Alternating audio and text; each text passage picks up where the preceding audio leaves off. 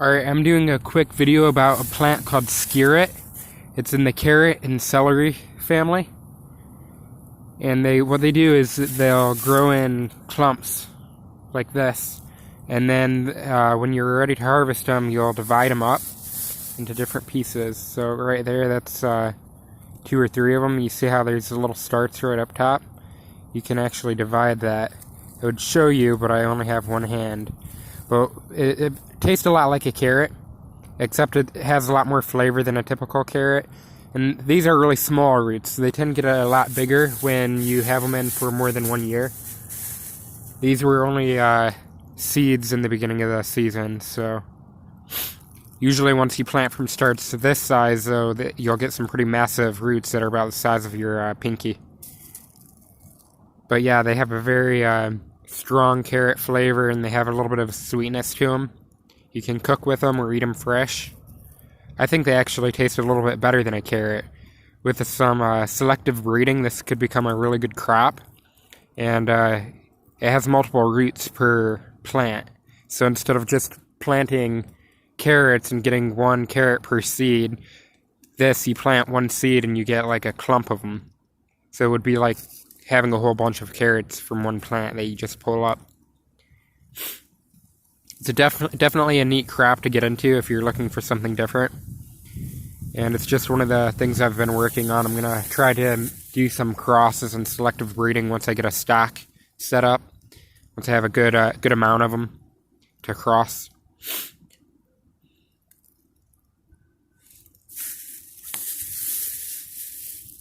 See, that's an example of a little bit bigger. Some of them even have like an orangish color on them.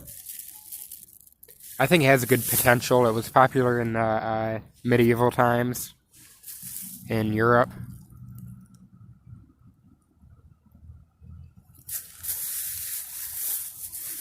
I believe it's still somewhat popular in Britain. Some people know about it. In the US, not many people have ever even heard of it, though. They make some different pies and stuff like that out of them. But I'm just going to plant them right here in this bed. Got 2 beds right here. I'll plant them in a couple of rows per bed.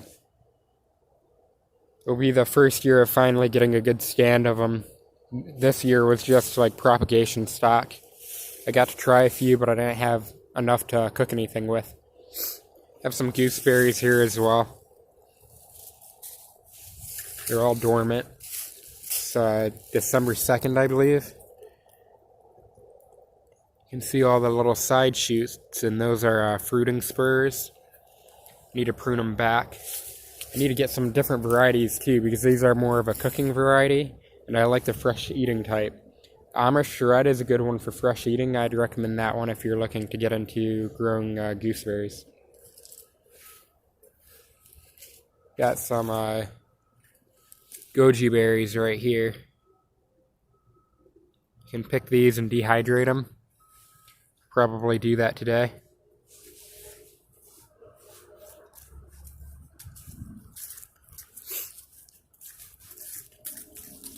And here's my medlar tree. I've been having issues with, I think squirrels are doing this, or something like that, because I keep getting areas of bark that just keep getting stripped along the trunks. They got it really bad again right here. It's really bad because it prevents growth. And it cuts off nutrients to the different branches. Need to wrap it or something. Thinking about maybe wrapping it or painting latex paint on it. And that might help it out some.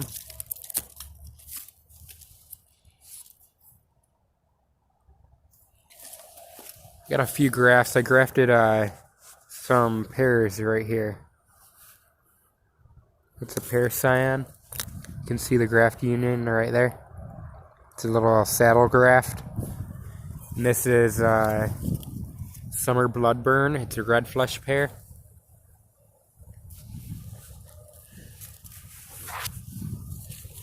And then I have another pear right here. I think it's Moon Glow, but I lost the tag. The tag flew off.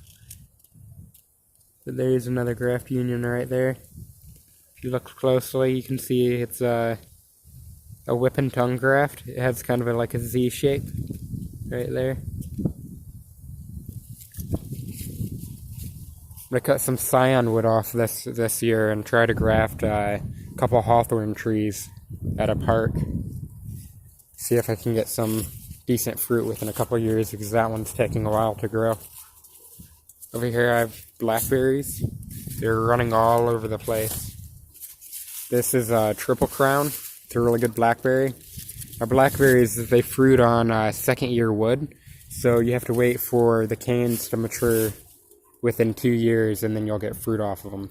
So these canes right here, I should get loads of fruit along the stems, if all goes as planned. And then the ends, they tend to hit the ground, and they form roots. So I got a new start coming up right here. So I need to transplant a bunch of them. And back here I mulched with leaves, and these are raspberries. I need to prune them back.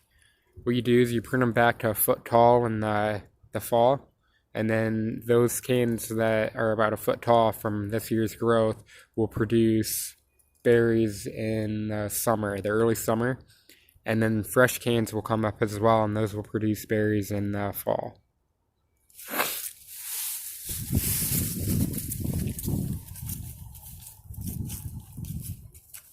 But yeah, that's about it. I have a few trees I grafted over here too. This one right here. My tag wore off. I got a backup label somewhere.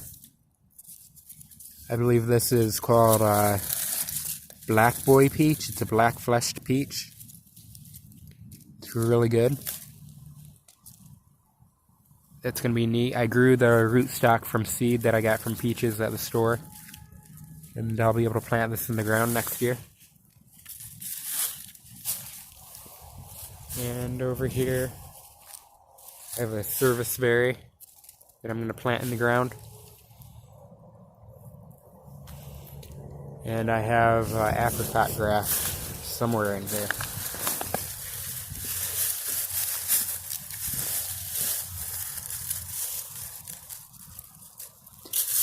That would be this one right here. You see that graft union right there? It's another whip and tongue. But yeah, this is a peach rootstock with the apricot graft. That's all I have to show today. I'll make another video and an update on what's going on in the backyard with all the trellises and the low tunnel once I get that finished. And I hope to grow some lettuce during late winter this year.